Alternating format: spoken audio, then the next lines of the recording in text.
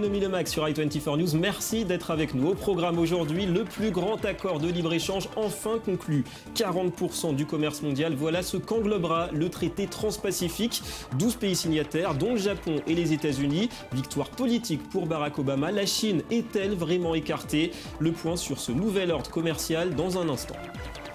Et puis 20 milliards de dollars, l'amende est historique. BP, le géant pétrolier britannique, passe à la caisse. 3 millions de ces barils avaient souillé 2000 km de littoral dans le golfe du Mexique. 5 ans et demi après la marée noire, la sanction est-elle à la hauteur de la catastrophe? Plus de détails en seconde partie d'édition. Voilà pour le sommaire, soyez les bienvenus. Avant tout cela, tour du monde d'une actu éco riche ce mardi. On prend d'abord des nouvelles de la Grèce, 2 jours après l'investiture des députés. Le Premier ministre Alexis Tsipras, grand gagnant des élections il y a 2 semaines, s'est exprimé hier devant le Parlement et a présenté un budget provisoire pour l'an prochain qui prévoit près de 6,5 milliards d'euros de nouvelles mesures d'austérité. Les retraites et la sécurité sociale ne seront pas épargnées par les coupes. En parallèle, il faudra compter avec un recul du PIB de 2,3% cette année. Moins 1,3 attendu également l'an prochain, avant le retour de la croissance espérée pour 2017. Quoi qu'il en soit, la rigueur, c'est le tarif imposé par les créanciers du pays, en échange peut-être d'une éventuelle restructuration de la dette du pays. Nous allons proposer une extension des échéances de prêt, une réduction des taux d'intérêt et une conversion à taux stable. Nous demanderons aussi une clause indexant le service à la dette, à la croissance du PIB et une période de grâce prolongée pour créer assez d'espace budgétaire afin de soutenir l'activité d'investissement et de restructuration de notre État-providence. Voilà, Alexis Tsipras qui s'exprimait hier, donc juste après la réunion à Luxembourg des ministres des Finances de la zone euro. Et sur la table de l'Eurogroupe également, le dossier de l'Espagne. Bruxelles redoute un dérapage budgétaire de la part de Madrid qui manquerait ses objectifs de déficit de 0,3% en 2015 et 0,7% l'année prochaine. Pierre Moscovici, le commissaire européen aux affaires économiques, appelle à des révisions, tout comme le patron de l'Eurogroupe. On l'écoute. Il appartient au gouvernement espagnol d'agir et de prendre les mesures nécessaires pour se mettre en conformité avec cet avis préliminaire. Nous ferons le point le 23 novembre et verrons ce que l'Espagne a décidé. Voilà, et autre urgence pour les Européens, la vague de migrants qui impacte forcément le budget de certains pays de l'Union. Les plus touchés d'entre eux pourraient être autorisés par Bruxelles à exclure les coûts engendrés par cet afflux exceptionnel du total de leur déficit. L'Autriche, l'Italie ou même la France espèrent ainsi bénéficier d'une certaine flexibilité, mais rien n'est encore gagné. S'ils veulent prendre en considération le coût de l'afflux de migrants, il devrait y avoir une approche au cas par cas, car il y a de grandes différences entre les pays. Pour certains pays, l'impact est très important, y compris en termes budgétaires. Et pour d'autres pays, il n'y a guère d'impact, donc ce sera au cas par cas. L'actualité en France au lendemain de l'agression de plusieurs cadres d'Air France. Manuel Valls s'est rendu à Roissy tout à l'heure. Il a dénoncé les violences, mais face aux appels du syndicat des pilotes à une intervention de l'État, actionnaire, on le sait, du groupe à hauteur de 17%, le Premier ministre a affirmé que la solution au conflit social devait venir de l'entreprise elle-même. J'en appelle aussi à la responsabilité des pilotes et du CNPL. Chacun doit prendre ses responsabilités, doit être lucide sur la situation d'Air France.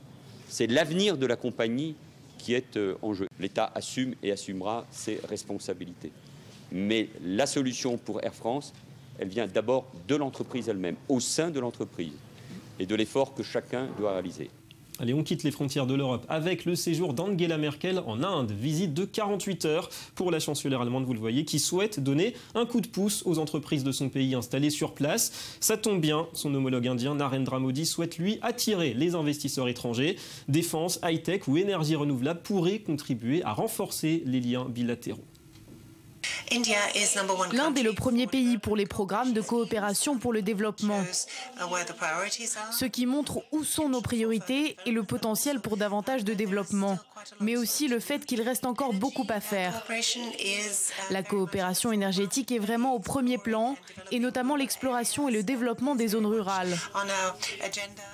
Allez, un détour par le Brésil qui tente de remonter la pente face à la récession et aux dégradations de sa note souveraine. En pleine cure d'austérité, le ministre des Finances, Joaquim Levy, a affirmé hier qu'un budget solide devrait permettre de relancer la croissance dès l'an prochain. La taxe très impopulaire sur les transactions financières sera notamment rétablie.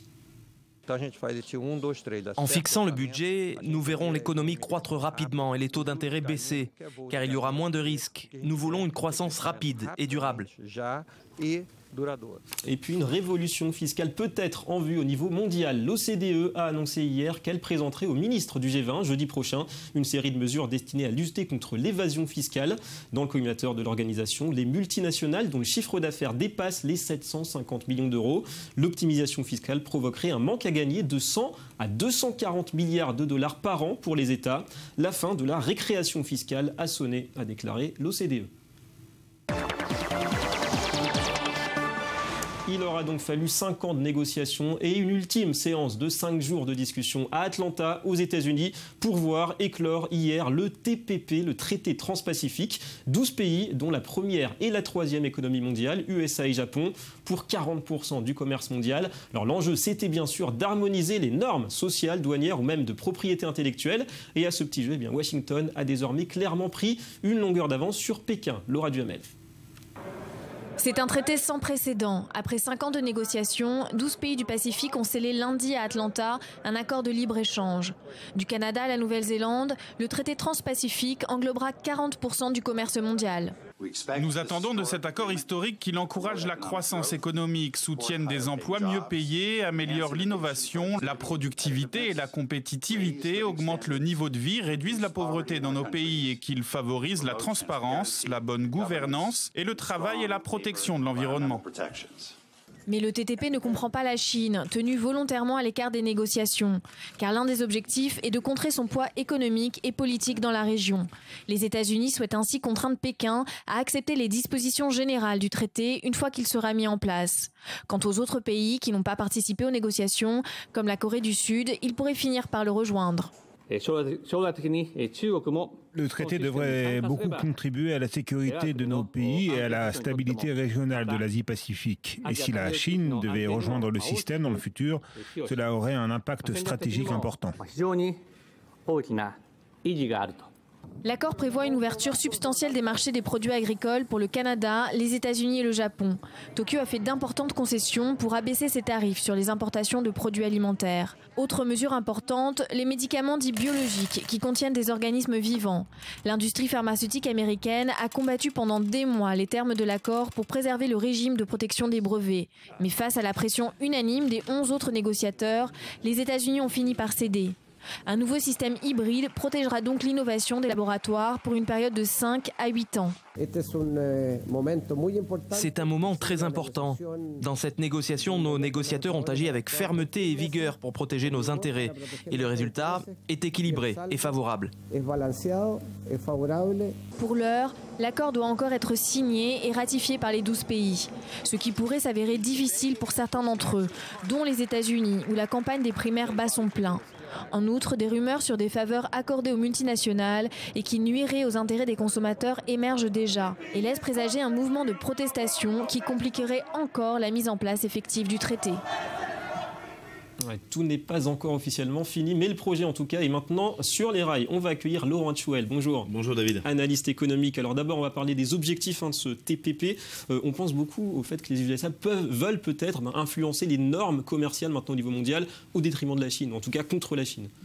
Alors, le TPP est un accord historique au niveau du commerce international qui réunit 12 pays qui vont de la Nouvelle-Zélande au Mexique, au Chili, les États-Unis, le Japon, le Canada, qui va permettre non seulement de réduire les tarifs douaniers sur beaucoup de produits, mais aussi de réduire les contraintes ce qu'on appelle non tarifaires, les réglementations, les certifications et l'accès au marché public.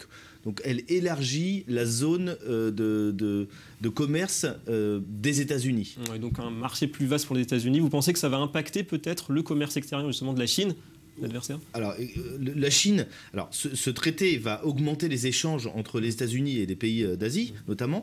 Japon, il y a des grands gagnants, des grands perdants. Le grand gagnant, c'est le Japon qui va avoir accès au marché automobile. Un petit pays comme le Vietnam qui connaît une croissance assez importante, qui va avoir accès à qui a une industrie de la crevette par exemple qui est assez importante, des produits manufacturés, qui va pouvoir avoir accès au marché des États-Unis. Sans les problèmes de calibrage et tout ça. Sans les problèmes de calibrage. Et de certification qui sont très lourds aux États-Unis. Le grand perdant, c'est la Chine, qui n'est pas dans cet accord. Donc il a commencé à dire hier qu'il serait intéressé dans le futur à joindre cet accord. On sait qu'avec la Chine, les choses prennent du temps. Pour l'instant, il n'est pas dans cet accord d'échange. Donc on va dire que ça va favoriser les échanges entre ces pays, sauf la Chine. Ouais, pour l'instant, en tout cas. Aux États-Unis, c'est un accord gagnant aussi, selon eux, pour les petites et moyennes entreprises qui vont pouvoir vendre. On agrandit le marché auquel les entreprises américaines vont avoir accès, et donc la base de clients. Et vous ne pensez pas que le but aussi, c'est de dire aux Chinois, si vous voulez venir un jour dans ce grand libre-échange, il faudra justement adapter aussi vos normes et vos réglementations à ce standard, ce nouveau standard. Tout à fait, David. Ils ont pris de contre-pied la Chine en étant un peu précurseurs et en mettant en place cet accord entre tous les pays. Ils ont pris de contre-pied la Chine, et donc la Chine devra s'adapter le jour où elle voudra venir dans ce nouvel ensemble qui représente énormément d'échanges dans le monde, quoi. Est-ce que vous pensez que ce TPP va pouvoir peut-être permettre de conclure plus rapidement le TTIP, qui est lui le traité de libre-échange transatlantique entre l'Europe et les États-Unis? Donc après le Pacifique, l'Atlantique, ce sera l'objectif peut-être de Washington? On l'espère, tout le monde l'espère. Les échanges entre les États-Unis et l'Europe n'ont pas grossi ces dernières années. Tout le monde s'est concentré sur l'Asie. On pense que si l'accord entre les États-Unis et l'Europe est mis en place, les échanges pourraient augmenter de 50% d'ici 2022, ce qui est énorme, et aussi ce qui représenterait entre 1 et 3% du PIB de cette zone. Donc un vrai instrument de relance de l'économie mondiale au final. Un instrument de relance de l'économie mondiale.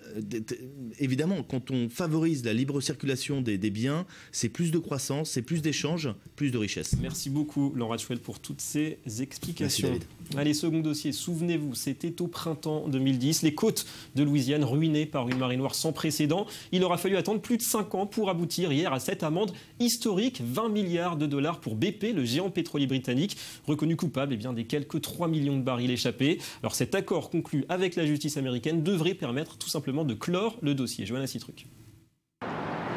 Près de 21 milliards de dollars, un record. C'est le montant de l'amende écopée par BP. De quoi mettre fin aux poursuites des autorités américaines engagées après la marée noire de 2010 dans le golfe du Mexique. Aujourd'hui, je suis heureuse de vous annoncer que nous avons obtenu une résolution historique à nos poursuites en cours contre BP, totalisant une indemnité de plus de 20 milliards de dollars. Cela représente le plus grand accord jamais obtenu avec une entreprise dans l'histoire américaine. Dans le détail, BP devra verser plus de 8 milliards de dollars au titre de la réparation des dégâts environnementaux. 5 milliards et demi pour violation de la loi de la propreté de l'eau et près de 6 milliards supplémentaires aux différents États et entités administratives affectés par la catastrophe. Dans l'ensemble, cette résolution est une réponse forte et appropriée. La société BP reçoit la punition qu'elle mérite, tout en fournissant une caution pour les blessures causées à l'environnement et à l'économie de la région du Golfe. Cette forte sanction devrait inspirer BP et les autres à prendre toutes les mesures nécessaires pour veiller à ce qu'un tel drame ne puisse jamais se reproduire. Un drame qui a causé la mort de 11 personnes et lourdement affecté les industries du tourisme et de la pêche dans la région. 87 jours ont été nécessaires pour mettre fin au déversement du pétrole. Plus de 3 millions de barils ont eu le temps de s'échapper et ruiner quelques 2000 km de littoral. Au moment de la catastrophe, les opérations de secours avaient coûté à BP environ 14 milliards de dollars. Voilà des chiffres et des images toujours spectaculaires. On passe au Media Watch. La revue de presse éco, et c'est Twitter qui fait la une aujourd'hui. Bonjour Laura Duhamel. Bonjour. Alors Jack Dorsey qui redevient directeur général du groupe du Petit Oiseau. Et oui, et en pleine turbulence, Twitter a décidé de s'en remettre à une valeur sûre. Jack Dorsey, qui n'est pas moins que le cofondateur du site, du réseau social. Alors, ironie de cette histoire, en 2008, il avait été forcé d'abandonner son poste de directeur général. 7 ans plus tard, il vient de le retrouver. Et les marchés, semblent apprécier puisque l'action Twitter vient de prendre 1,63%. Alors pourtant, la tâche ne risque pas d'être simple pour Jack Dorsey. Alors en effet, Twitter est en proie à une désertion importante d'abonnés. Fin juin, il n'était plus que 316 millions à se connecter sur le réseau social. 316 millions dont seulement 44% se connectaient quotidiennement. Et c'est très peu. À titre d'exemple, par exemple, ils sont près d'1,5 milliard sur Facebook. Et puis, autre difficulté pour Twitter, son action reste malmenée en bourse. Elle est même récemment tombée en dessous dessous de son prix d'introduction à 26 $. Voilà, Jack Dorsey a donc du pain sur la planche pour relancer le réseau social qu'il a lui-même mis au monde. Une grosse déception pour l'instant à la Bourse de New York pour Twitter. Un anniversaire aussi, Laura, celui de la sécurité sociale en France, 70 ans. 70 ans, voilà, c'était en 1945. En 1945 avait été signée donc l'ordonnance qui avait donné naissance à la sécurité sociale. Et aujourd'hui, eh bien, la presse française célèbre cet anniversaire, mais ne manque pas de rappeler que ce modèle de solidarité lutte pour sa survie. À ce jour, ce sont 120 milliards qui pèsent sur les épaules des futures générations. Un bien beau bateau, donc, mais un bateau qui coule. Ouais, 70 bougies pour la Sécu. Merci beaucoup, Laura, et à très bientôt. Voilà, c'est tout pour cette édition. Merci à vous d'avoir été avec nous. Économie Le Mag revient demain sur i24 News. Restez avec nous, l'info continue.